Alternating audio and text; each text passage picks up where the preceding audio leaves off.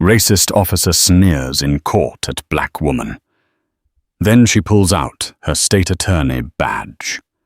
The polished floors of the bustling courthouse reflected the lights overhead as whispers of anticipation and tension weaved through the corridors. Onlookers murmured in hushed voices, drawn to a hearing that promised to expose more than just a routine legal battle. Reporters fiddled with their lenses, hungry for a breaking headline, while a uniformed police officer entered the grand double doors with an air of arrogant confidence. Across the room sat a poised and quietly furious black woman, chin held high. None of them suspected the thunderous twist about to unfold. Everyone believed this was just another day in court, until it wasn't. The Cook County Courthouse, an impressive structure of stone pillars and meticulous landscaping, stood in downtown Chicago like a stoic guardian of justice. On ordinary days, cases of minor offenses to grand felonies played out in these halls. But on this crisp autumn morning, a peculiar electricity crackled in the air. It was more than the usual tension that surrounded serious trials. It felt almost personal, as if the building itself braced for a monumental confrontation.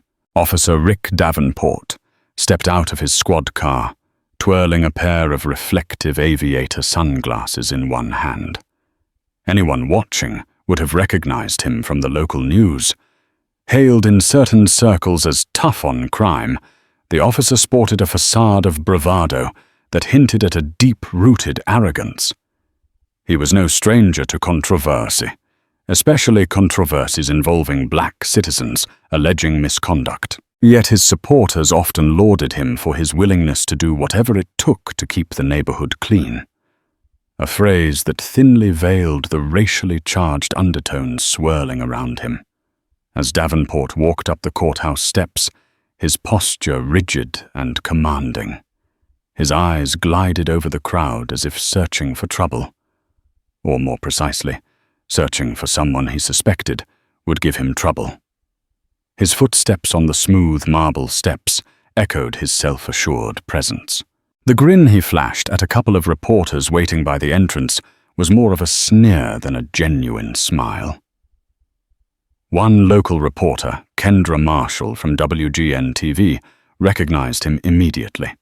She gave him a curt nod, and in return she received a half lift of the chin, a silent statement of superiority. Inside the courthouse lobby buzzed. Lawyers rifled through folders of paperwork. Hurried paralegals balanced stacks of documents, and anxious families clung to the sides awaiting verdicts that might change their lives forever. A middle-aged woman in a crisp navy suit glided through the throng with the air of someone accustomed to navigating chaos. Her dark hair was neatly pinned back, and her piercing eyes scanned the crowd.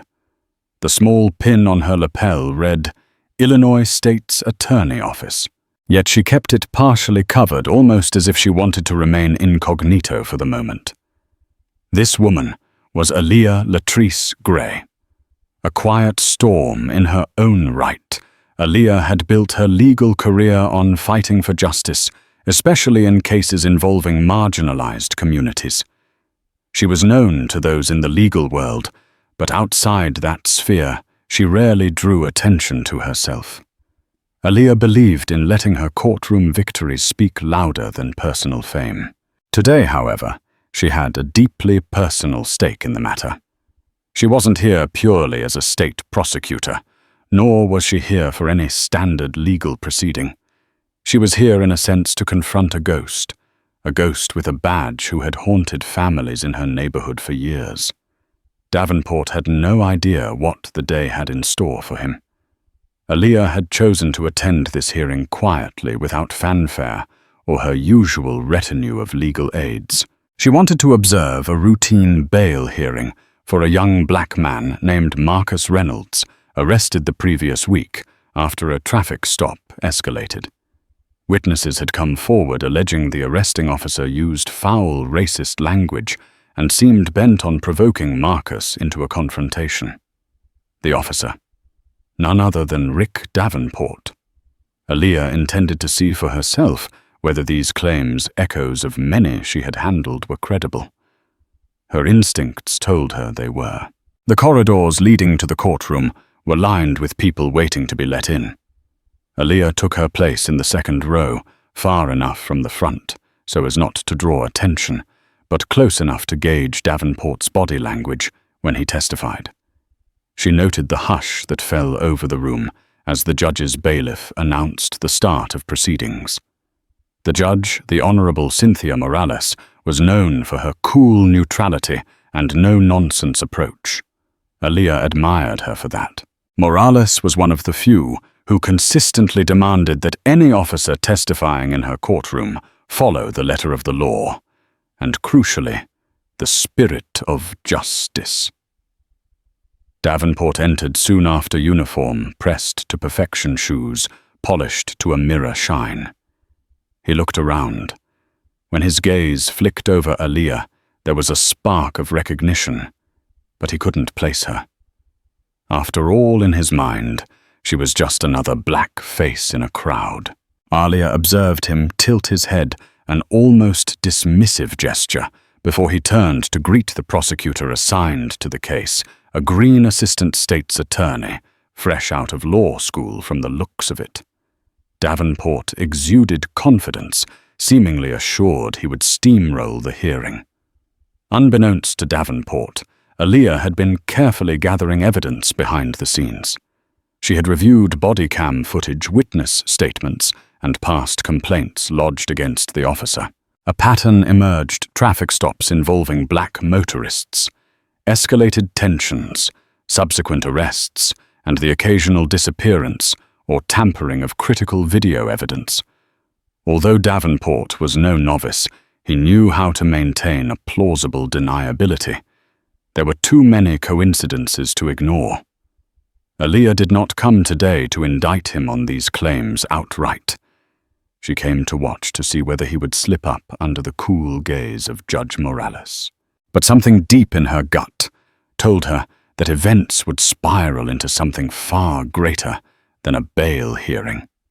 A sense of foreboding curled around her like smoke from an unseen fire. She checked her watch. Court was due to begin. As the bailiff called the room to order, Aaliyah inhaled slowly and fixed her attention on Davenport. Whatever was going to happen next would open a door she could never close.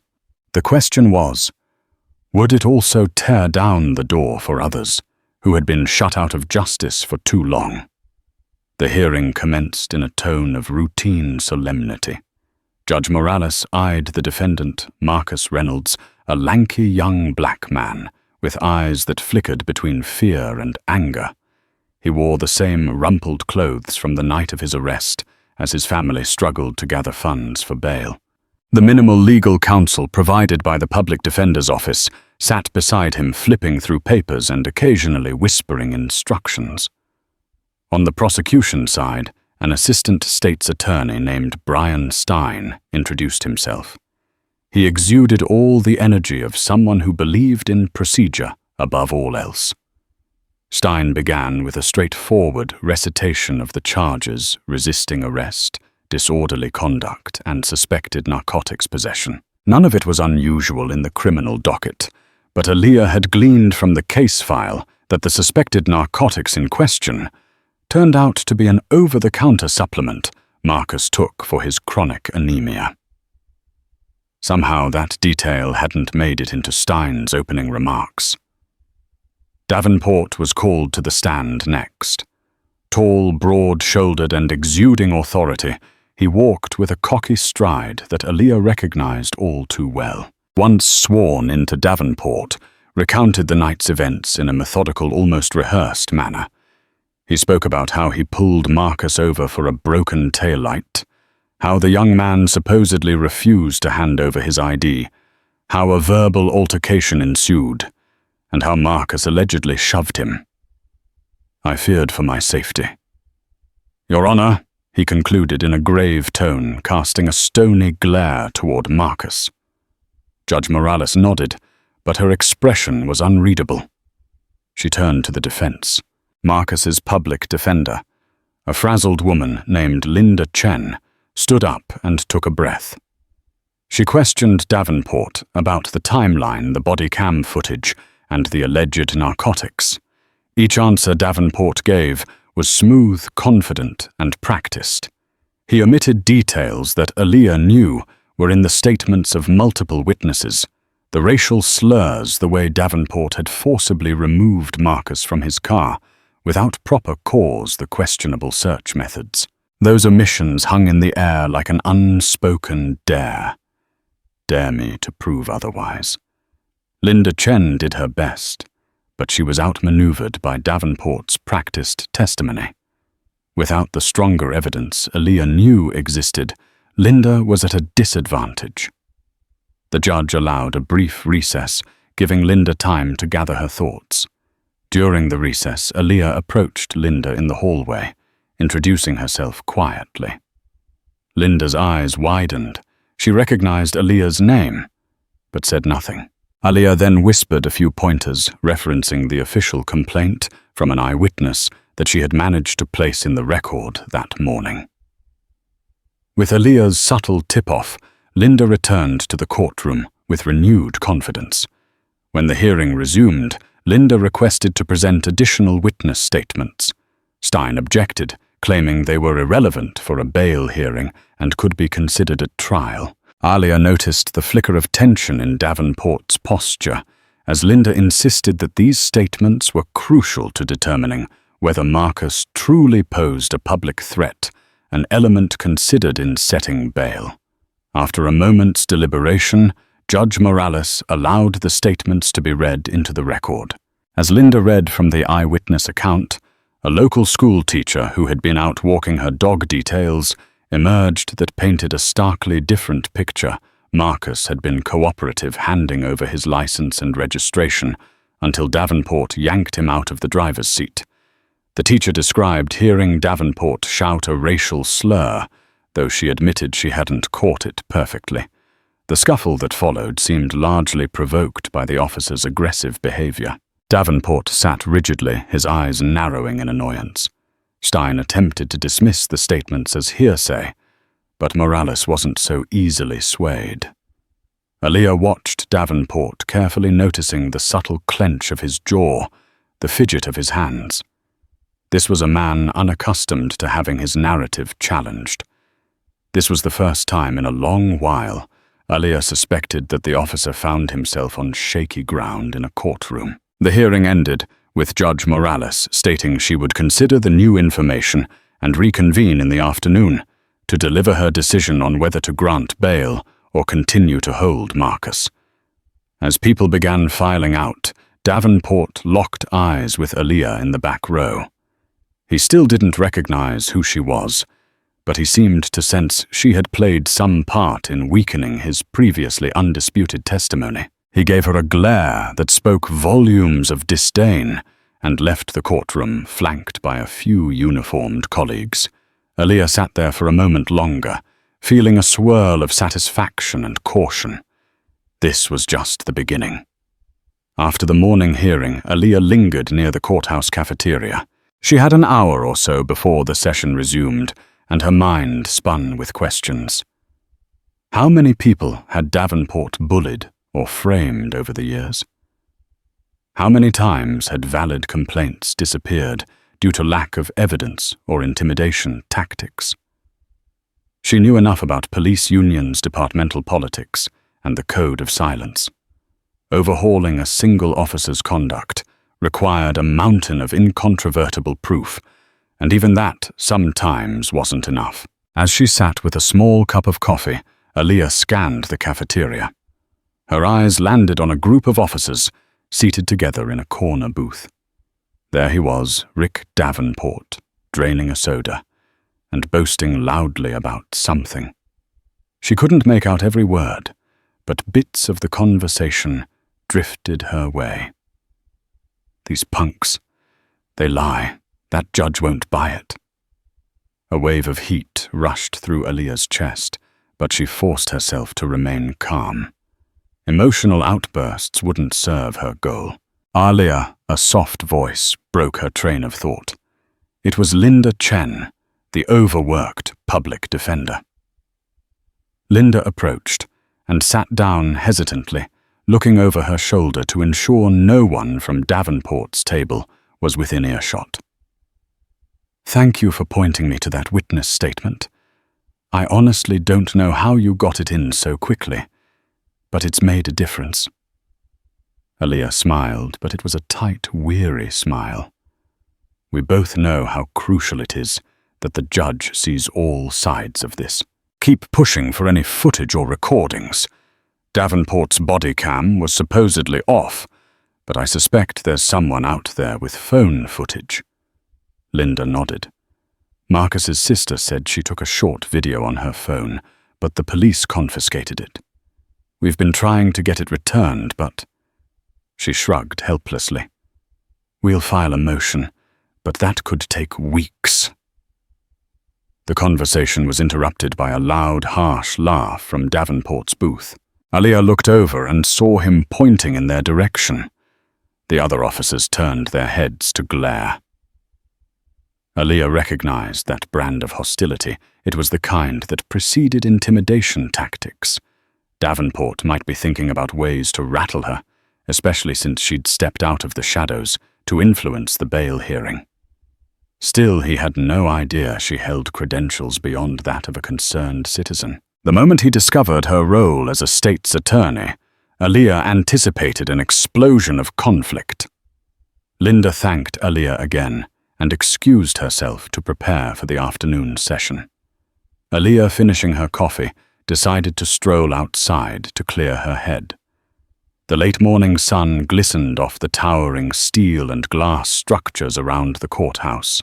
She noticed a group of activists holding signs near the main entrance, protesting racial profiling and urging accountability for officers accused of misconduct. Cameras clicked as reporters documented the demonstration. Alia paused, wondering if she should speak with them, but decided against it. Today's hearing might only be the tip of the iceberg. If all went well, more substantial justice was on the horizon. Until she was certain, it was better to remain an observer. When Alia returned inside, she accidentally bumped shoulders with a uniformed officer standing by the hallway. She mumbled an apology, but the officer, noticing who she was, muttered under his breath, "Watch it, girl." The voice was dripping with condescension. Alia felt her pulse spike as she fought the urge to confront him. She took a deep breath and moved on. That brief encounter rekindled her resolve. These attitudes were ingrained, fed by a system that rarely held them accountable. She wasn't just fighting for Marcus. She was fighting for every target of such bigotry who had suffered in silence. When the hearing resumed, Davenport and Stein attempted to undermine the credibility of the witness statement Linda had presented. They insisted it was incomplete, self-contradictory, and possibly fabricated. The tension in the room heightened with each volley of objections and counterarguments. Judge Morales looked from Davenport to Linda, and back, her eyebrows knitted in contemplation. Alia sat 2 rows behind the defense table.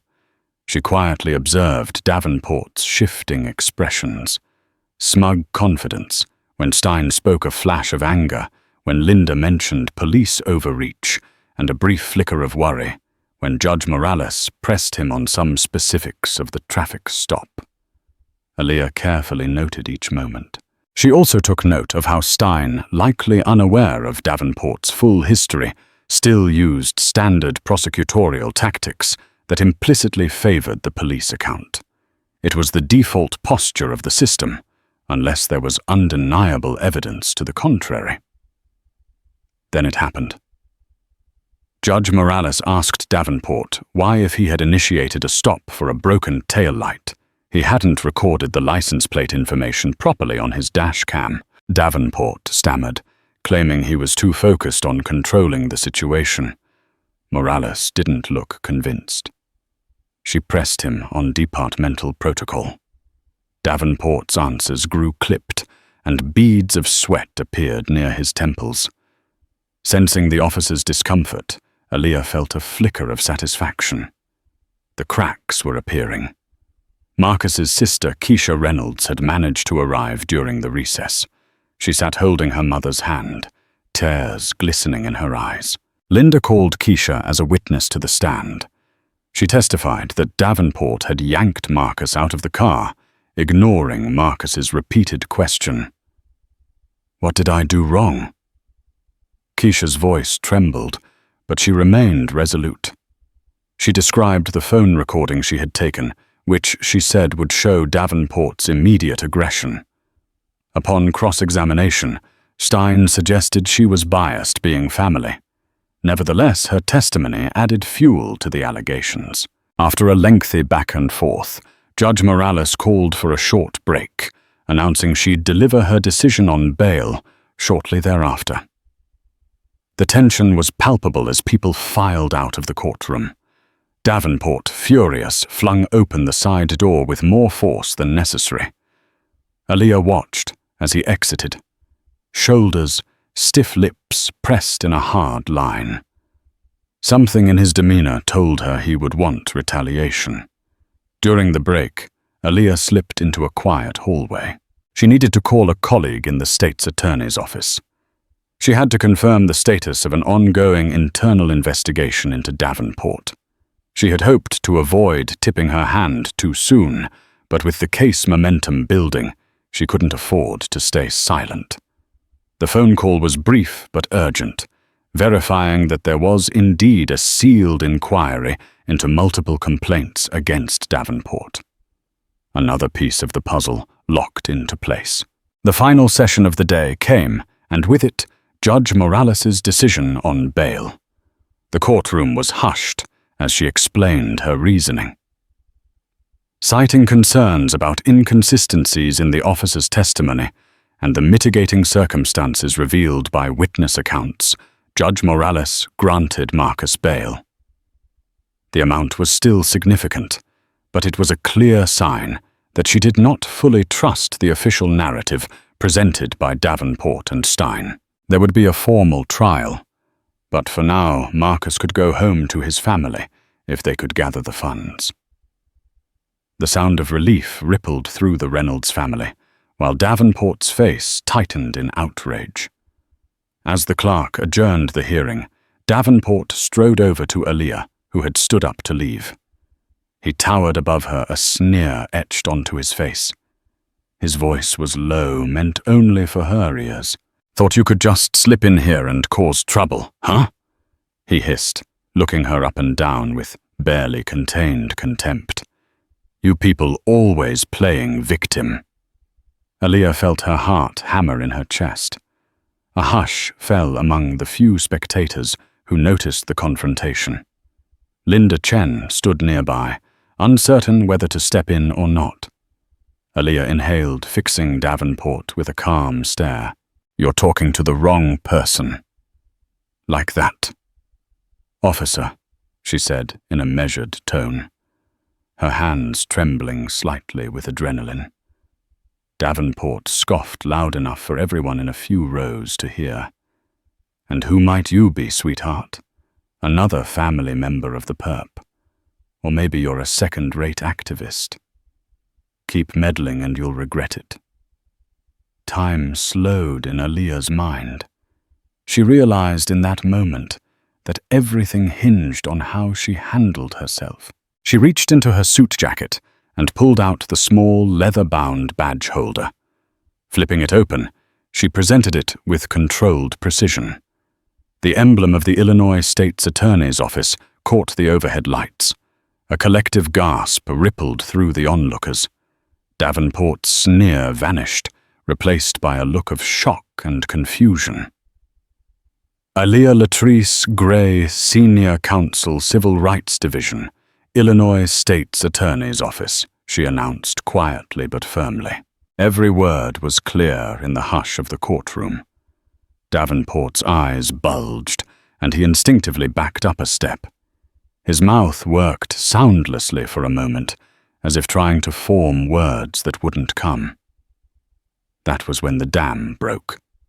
A local journalist, Kendra Marshall from WGN-TV, snapped a photograph.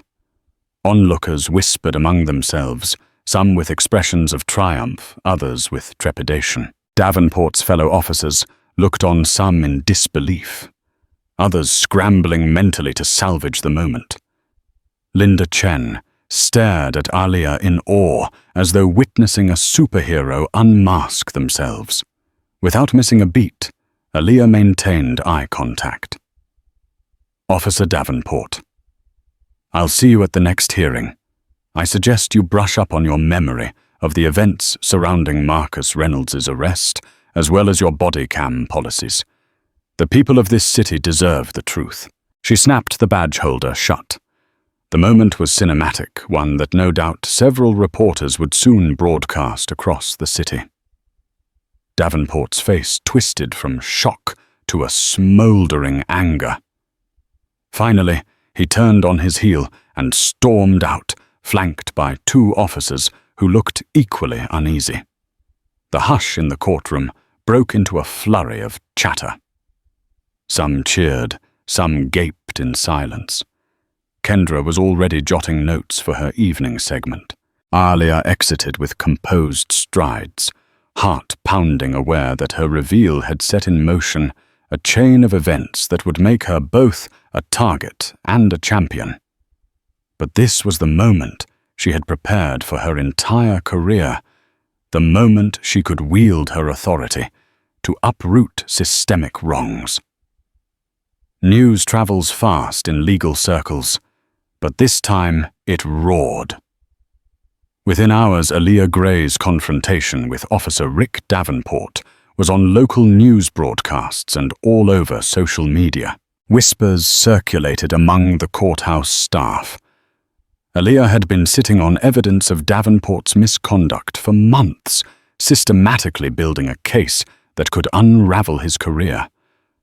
Others speculated that she was making a political move, seeking to climb higher in the state's attorney's office.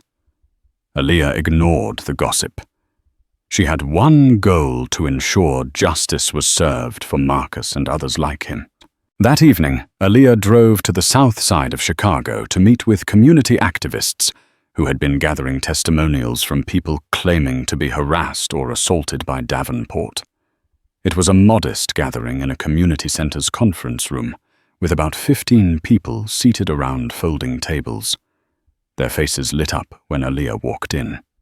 Many had watched the news clip featuring her confrontation in the courthouse. They now saw her as a beacon of hope. Over the next few hours, Aaliyah listened to harrowing stories. An older man recalled being stopped for a non-functioning headlight and then slammed against the hood of his own car. A single mother recounted how Davenport threatened to have child services take her kids if she didn't cooperate when he claimed she was a suspect in a petty theft case.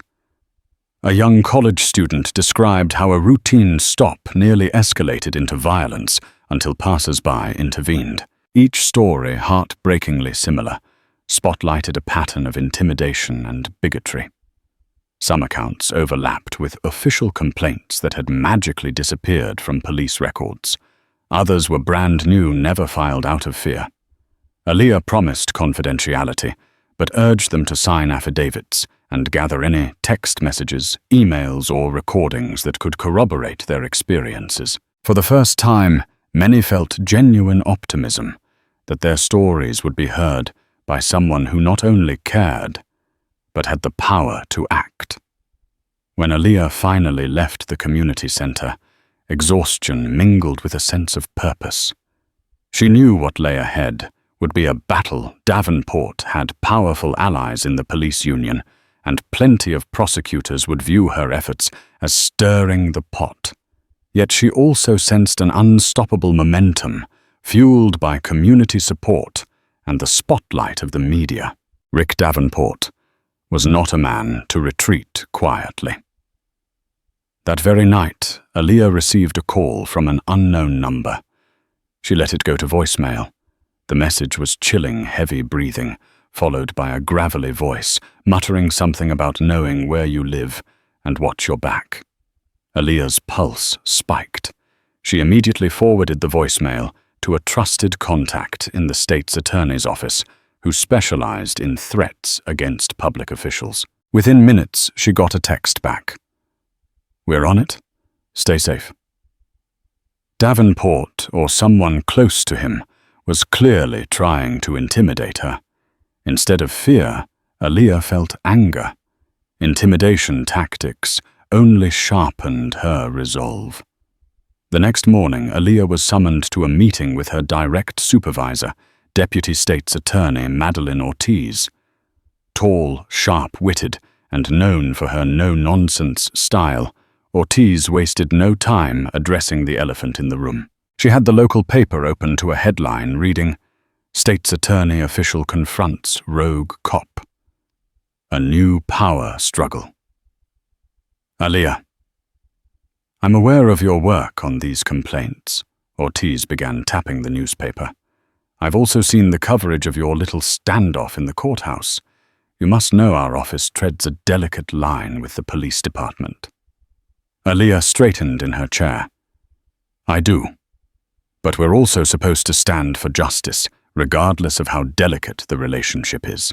Davenport has over a dozen complaints of racial misconduct, and there's an ongoing federal probe into possible civil rights violations. This is our chance to do the right thing." Ortiz studied Aaliyah for a moment, then sighed. "I'm not telling you to drop it. I'm telling you to be methodical. The state's attorney won't back a case that isn't bulletproof. Make sure you're building something airtight. The stakes are enormous, and if we lose it, sets a precedent that will cripple future civil rights inquiries." Aaliyah exhaled the tension in her shoulders, easing slightly. "I understand. Thank you for your support." Ortiz nodded, and the meeting ended. Aaliyah had her green light conditional, though it was, but that was all she needed. Over the next few days, Aaliyah immersed herself in building a robust case. She collaborated with the Civil Rights Division team, meticulously compiling affidavits, cross-referencing police reports, and reaching out to additional witnesses. She also took a step to contact the Internal Affairs Division of the Chicago Police Department. The detective assigned to Davenport's file greeted her with wary skepticism. Still, Aaliyah made it clear that with or without their help, the state's attorney's office intended to pursue the matter. Meanwhile, Davenport wasn't idle. Media outlets, friendly to the police department, ran stories painting him as a misunderstood hero, someone who risked his life daily to keep crime off the streets, now targeted by a politically motivated attorney. Anonymous sources from the police union claimed that Aaliyah was waging a witch hunt for personal gain. Social media comments split along familiar lines. Some voices hailed Aaliyah as a savior. Others spewed vile attacks, questioning her motives and her loyalty to her city. Despite the blowback, Aaliyah pressed on. She knew the next big moment would be Marcus Reynolds's formal hearing, scheduled 2 weeks from the bail proceeding. By then, Aaliyah hoped to have enough evidence lined up to shift the burden of proof onto Davenport and possibly force the issue of his wrongdoing into open court. 2 weeks passed in a whirl of subpoenas, meetings, and tense strategy sessions. Aaliyah and Linda Chen worked in tandem, though officially Aaliyah was not the prosecuting attorney on Marcus's case. She assisted from the sidelines, ensuring Linda knew which threads to pull. In parallel, Aaliyah prepared for the separate investigation that could lead to charges against Davenport. Each day felt like walking a tightrope. Marcus Reynolds, now free on bail, had returned to his job at a local mechanics shop. He tried to keep his head down, but the media attention made that almost impossible. At times, Aaliyah wondered if the scrutiny would drive him to plead out just to escape the spotlight. But Linda assured her Marcus was committed to clearing his name. As the day of the hearing approached, tensions across the city mounted. Activists organized peaceful demonstrations outside the courthouse, and the police presence grew heavier. Aaliyah received another anonymous threat on her voicemail, more explicit this time.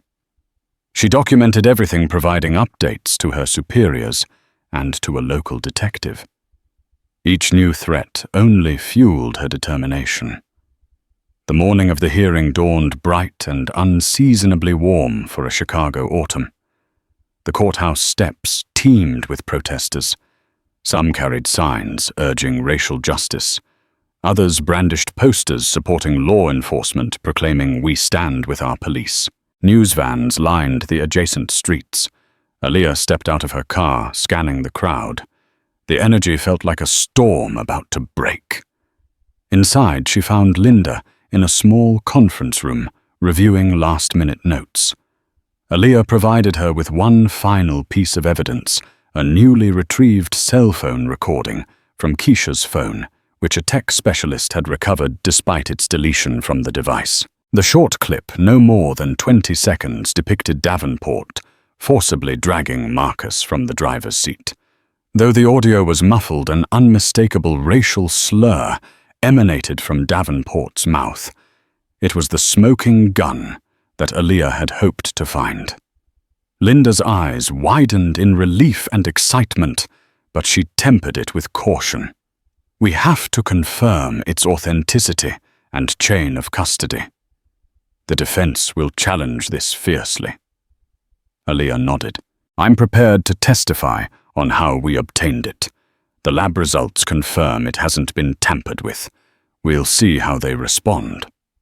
The courtroom was packed, standing room only. News cameras were set up outside in the hall, as cameras were not allowed inside. Davenport sat at the prosecution's table next to Brian Stein, who looked unnervingly confident. Marcus and Linda Chen occupied the defense side, with Aaliyah seated directly behind them in an observer's row, flanked by two of her colleagues from the state's attorney's office. The proceedings began with routine formalities. Stein presented the prosecution's version of events, painting Marcus as belligerent and prone to aggression.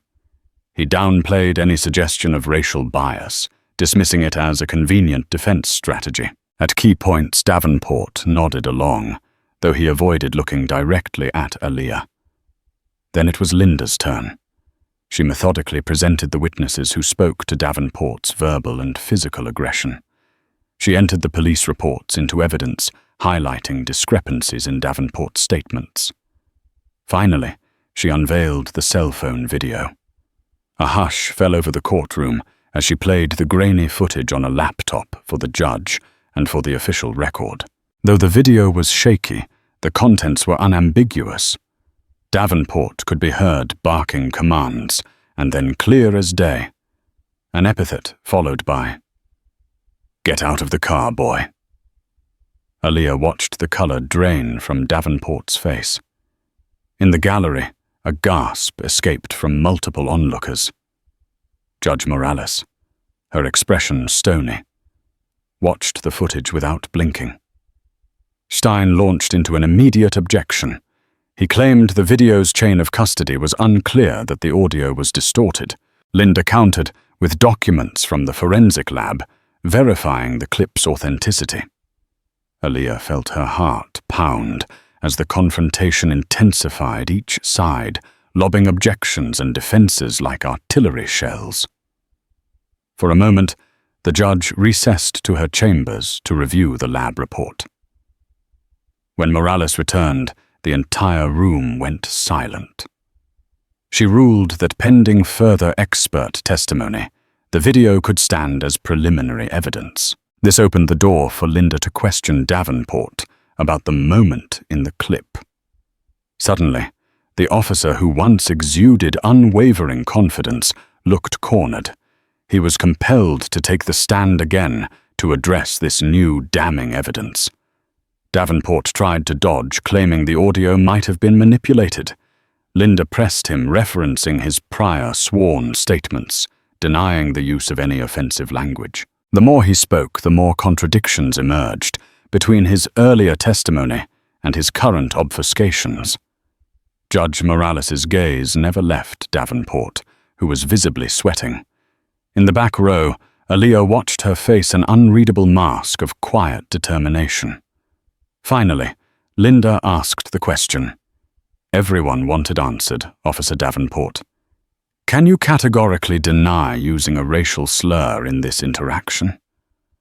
A long pause followed. Davenport's eyes flickered to Stein, who looked as if he wanted to leap out of his chair and stop him from answering.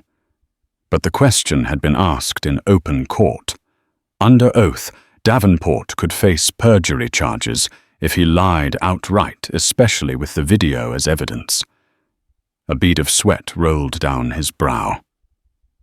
I don't recall using that term, he mumbled at last.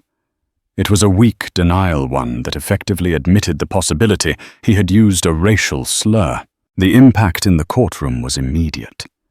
Shock rippled through those who believed him infallible. Vindication flooded those who had long suspected his prejudice. Outside, Aaliyah could almost hear the reporters clamoring for their next broadcast. This was a watershed moment. The session ended with Judge Morales ruling that Marcus Reynolds's case should proceed to trial given the new evidence. However, the fallout for Davenport was immediate. The Internal Affairs Division launched an urgent review of his entire record. The state's attorney's office, no longer able to ignore the emerging evidence, unsealed parts of the ongoing investigation into his conduct. Overnight, Davenport transformed from star officer to potential liability. Even the police union, which initially closed ranks around him, began to distance itself.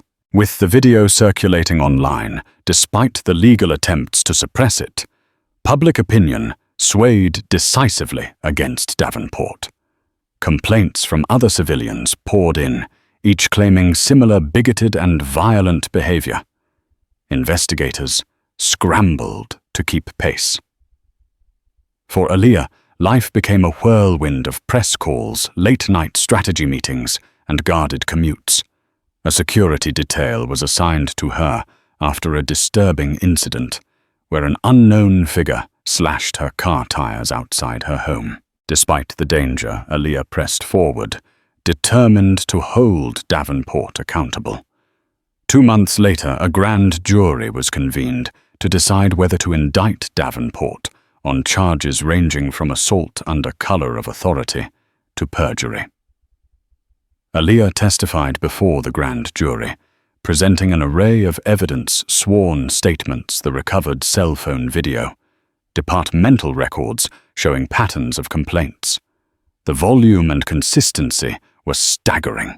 A few days after her testimony, the grand jury handed down an indictment. Davenport was officially charged. The news exploded across the media, saturating headlines in Chicago and beyond. Officer faces criminal charges for racial misconduct, read one. State's attorney cracks down on corruption, read another. It felt like a momentous step forward, not just for Marcus, but for the community that had suffered under Davenport's reign of terror. On a frigid winter morning, Davenport was escorted in handcuffs through the courthouse's back entrance, flanked by officers who had once considered him a hero. Cameras flashed as the image of his bowed head and tense jaw filled the front pages. Aaliyah stood in a hallway inside, watching through a small window as justice finally began to move in a direction that once seemed impossible. Despite the public victory, Aaliyah wrestled with internal struggles. Threats against her life intensified after the indictment. She found herself looking over her shoulder every time she walked to her car or answered her door. Some colleagues whispered behind her back, suggesting she had made an enemy of the entire police force. A few even insinuated she was grandstanding for political gain. Yet support also poured in from unexpected places. Civil rights organizations lauded her courage. Young lawyers, both black and white, sent messages describing how her stand inspired them to pursue justice fearlessly. Families that had lost faith in the system saw a glimmer of hope. Each day, Aaliyah reminded herself that the fight was bigger than her personal safety. It was about the principle of equality and accountability. Meanwhile, Marcus's trial approached. The prosecution, now led by a different attorney, one more cautious about linking Davenport's personal case to Marcus's still pressed charges. But the climate was drastically different. Public sentiment and newly released evidence favored Marcus's testimony. The day of his trial, a subdued hush filled the courtroom. The judge reviewed the updated evidence, including the cell phone footage, witness statements, and an official report from Internal Affairs that flagged Davenport's credibility. After reviewing all this, the judge dismissed the case against Marcus, stating the testimony of Davenport, key to the prosecution, was now irrevocably compromised. Cheers erupted from the seats behind Marcus. His family embraced him with tears of relief and joy. Linda Chen's eyes shone with victory. Aaliyah, though she didn't stand at the defense table, felt an immense weight lift off her shoulders. Marcus was free, and the system that had once threatened to swallow him whole had been forced to acknowledge its wrongdoing. In the wake of Marcus's acquittal, Aaliyah found herself at a crossroads. She had accomplished the primary goal, clearing Marcus's name and exposing Davenport's misconduct. But she also stood in the spotlight, a polarizing figure who had changed the status quo. Some in the police department demanded her resignation, claiming she poisoned relations between law enforcement and the state's attorney's office. Others championed her to run for higher office, believing her integrity and tenacity could transform the city's leadership. Late one evening, Aaliyah visited Marcus's family at their home. It was a modest 2-bedroom apartment, filled with the smell of home-cooked food and the warmth of family love. They hosted a small celebration, toasting to Marcus's newfound freedom. Marcus showed her around, pointing proudly to the makeshift study corner, where he planned to take online college courses. He wanted to become a legal advocate, inspired by the ordeal he had endured and the help he received. His mother, eyes brimming with gratitude, pulled Aaliyah aside. "We can't thank you enough," she whispered. "I was sure they'd lock my boy away for nothing. But you stood up for him when no one else would." Aaliyah smiled, tears pricking the corners of her eyes. "I just did my job, ma'am, and I promise I'll keep doing it for others who find themselves in the same position." Looking around the small apartment, Aaliyah felt a profound sense of purpose. This wasn't about vengeance or ambition. It was about ensuring that every family, regardless of race or class, had the chance to be heard. The criminal case against Davenport proceeded for several months. Evidence stacked higher every day. Statements from victims, internal memos revealing attempts to bury complaints, and the damning cell phone video that had become symbolic of his downfall. Davenport's defense team tried every angle, challenging the validity of the complaints, accusing Aaliyah of orchestrating a smear campaign, even hinting at mental health struggles. But the fundamental truth remained. Davenport had systematically profiled and brutalized black residents. The climax arrived when Davenport took the stand in his own defense. His demeanor had changed drastically from the swaggering officer Aaliyah first encountered. He appeared gaunt, eyes sunken, voice tinged with desperation. Yet under cross-examination, his attempts to rationalize or deny his actions fell flat. The jury listened stone-faced as the prosecutor meticulously tore apart his contradictory statements. In the end, the jury delivered a verdict of guilty on multiple counts, including perjury and assault under color of authority. Davenport's sentencing hearing concluded with him receiving a prison term, a rarity in cases of police misconduct. The news reverberated across the nation, signaling a potential shift in the culture of impunity. Outside the courthouse, Aaliyah gave a brief statement to the press. She acknowledged the many victims who had come forward, the work of dedicated investigators, and the courage of witnesses. Yet she cautioned that one case did not fix a system. It was a start, a spark of hope in a long fight ahead. In the months that followed, reforms were proposed in the police department to enhance oversight, including mandatory body cam usage with stricter penalties for officers who failed to keep them activated.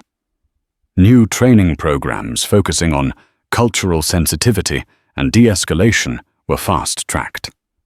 Activists continued to push for broader changes, more transparent disciplinary records, civilian oversight boards, and accountability measures for prosecutorial misconduct as well. The public mood in Chicago shifted cautious but optimistic. Aaliyah found her workload expanding as more people came forward with stories of mistreatment. She balanced her official duties with public outreach, attending town halls to educate communities on their rights and the processes for filing complaints. The city buzzed with a sense of awakening, though not without resistance. Some officers resigned, claiming the new policies vilified them. Police union protests flared intermittently, accusing Aaliyah and her allies of undermining police morale. The tension was far from resolved, but open confrontation sometimes paves the way for genuine progress. For Aaliyah, the personal toll was steep. Anonymous threats still arrived, though less frequently now that Davenport was behind bars. She lived with a heightened sense of caution, always aware that her actions challenged deeply entrenched power structures. Yet every time she considered backing down, she thought of Marcus, of the Reynolds family, of the countless others who had lived in terror under unaccountable authority. The memory of Davenport sneering at her in that courtroom fueled her conviction that silence was not an option. Months later, Aaliyah walked through the same courthouse corridors where she had first revealed her badge to Davenport. The place felt different, like a battleground after the fight was over. Some old tensions lingered, but new hope had sprung in corners once filled with cynicism. She passed by the courtroom where Marcus had been granted bail, recalling the hush that fell when she announced her position as a state's attorney. That moment had changed the trajectory of many lives, including her own. She entered Judge Morales' courtroom this time for a different case, another hearing involving alleged misconduct, but with a different officer. As Aaliyah took her place, she found herself reflecting on the journey, the threats, the revelations, the wins and losses. The fight against systemic racism and abuse of power was far from over, yet she felt a profound sense of purpose. With each step, she was part of a broader wave seeking to reshape a flawed system from within. Across town, Rick Davenport sat in a federal penitentiary, the ghost of his former arrogance, his sneer replaced by the grim reality of consequence. People whispered that he still claimed he was a victim of political sabotage, but few paid any attention. His downfall had become a cautionary tale in the city's collective consciousness. No one, not even a badge-wearing bigot, was above the law when the community and justice system united. For Aaliyah, the final note wasn't triumph, but resolve. The story she was living, like so many others across the nation, was ongoing. Every victory meant fresh challenges. Every good law needed constant vigilance. And with that thought, she inhaled, ready to present her arguments in the new hearing. Another day in court, another step forward in the unending pursuit of justice. True justice thrives when it's fiercely defended in the face of fear, complacency, and tradition. One courtroom clash ultimately forced a reckoning. A young man regained his freedom, an entire community found a voice, and an arrogant officer discovered his badge was never a free pass to trample others. Beyond the headlines and the dramatic showdown, the fallout sparked deeper changes where institutions re-evaluated their role and citizens demanded to be heard. Every courageous witness, Every unwavering attorney and every watchful journalist played a part in chiseling cracks into the walls of systemic bias. Yet the battle isn't over. Let this story be a clarion call that the price of progress is eternal vigilance. Now, if this tale moved you, if it reminded you that accountability remains our collective duty, take a moment.